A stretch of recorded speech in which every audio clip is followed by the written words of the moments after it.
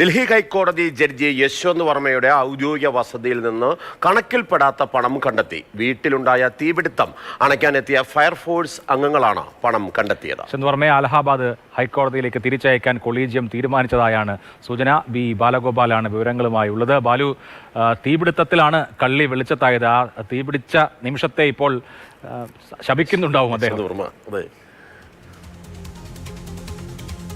തീർച്ചയായും ആ നിമിഷത്തെ ജസ്റ്റിസ് യശ്വന്ത് വർമ്മ ശപിക്കുക മാത്രമല്ല, അദ്ദേഹത്തിന് വലിയൊരു പ്രോസ്പെക്ട്സ് ഉള്ള ഒരു ജഡ്ജിയായിരുന്നു. കാരണം വളരെ ചെറിയ പ്രായത്തിലാണ് ജസ്റ്റിസ് യശ്വന്ത് വർമ്മ അലഹബാദ് ഹൈക്കോടതി ജഡ്ജിയാകുന്നത്. നിലവിൽ തന്നെ അദ്ദേഹം ഈ ഡൽഹി ഹൈക്കോടതിയിൽ ചീഫ് ജസ്റ്റിസും ജസ്റ്റിസ് ബാക്രവും കഴിഞ്ഞാൽ സീനിയോറിറ്റിയിൽ മൂന്നാമനാണ് ജസ്റ്റിസ് യശ്വന്ത് വർമ്മ. യശ്വന്ത് വർമ്മയുടെ വീട്ടിൽ കഴിഞ്ഞ ആഴ്ച ഉണ്ടായ തീപിടുത്തമാണ് ഈ സംഭവങ്ങൾക്കെല്ലാം തുടക്കം സൃഷ്ടിച്ചത്. അതായത് ആ സമയം ജസ്റ്റിസ് വർമ്മ തൻ്റെ ഔദ്യോഗിക വസതിയിൽ ഉണ്ടായിരുന്നില്ല. 82 വയസ്സുള്ള അമ്മയും മകളും മാത്രമായിരുന്നു ഉണ്ടായിരുന്നത്. തീപിടുത്തത്തെ തുടർന്ന് ഈ കുടുംബാംഗങ്ങൾ ഈ ഫയർഫോഴ്സിനെ വിളിച്ചു.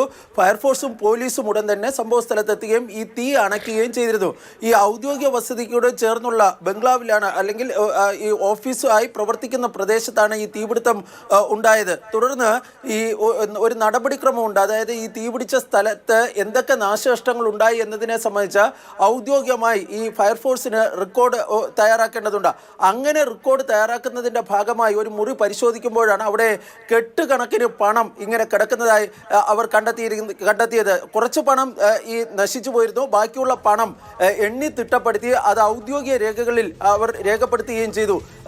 ഈ തുടർന്ന് ഇത് പോലീസിലേക്ക് ഉന്നത ഉദ്യോഗസ്ഥർക്ക് ഈ വിവരം കൈമാറുകയും ചെയ്തു. അവരാണ് കേന്ദ്ര ആഭ്യന്തര മന്ത്രാലയത്തിന്റെ നൽകുന്നത്. സ്വാഭാവികമായും ഇത്തരമൊരു നടപടി ഉണ്ടാകുമെന്ന് തന്നെ എന്തായാലും കുറച്ചുകൂടി കാശുണ്ടാക്കാനുള്ള പ്രോസ്പെക്ട്സ് ഉള്ള ആളായിരുന്നു. എന്നാലും കുറച്ചു കാലത്തേക്ക് കാശുണ്ടാക്കുന്നതിൽ ഒരു ഇടവേളയെങ്കിലും സംഭവിക്കേണ്ടി വരും.